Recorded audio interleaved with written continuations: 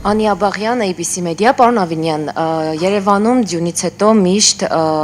կենտրոնական ճանապարհները հատկապես բավական մաքուր են լինում, բայց այդ երկրորդական ճանապարհները, մայթերն ու բակերը անմխիթար վիճակում են լինում։ Ինչու է այդպես եւ նախորդ դեպքերից փորձը ցույց է տալիս, որ մերկասառույցը հալեցնելու պարտավորությունը թողնվում է արևին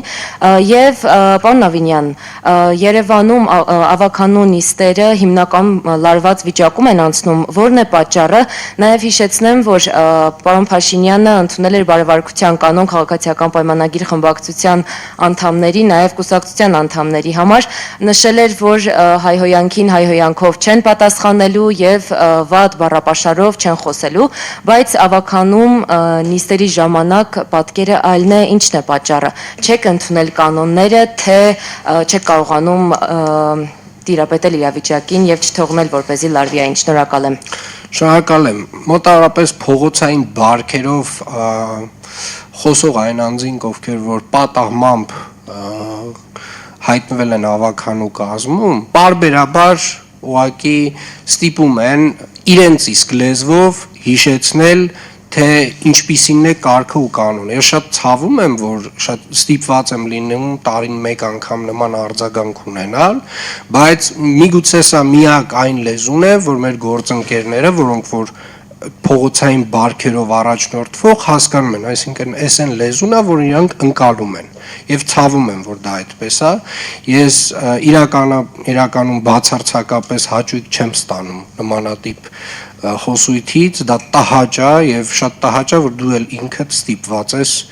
այդպես արձագանքել, դա անհրաժեշտ որոշ դեպքերում անփոխարինելի, այսպես ասած, արձագանք է։ Ինչ վերաբերում է ձյան հետ կապված մաքրման աշխատանքներին, Երևան քաղաքում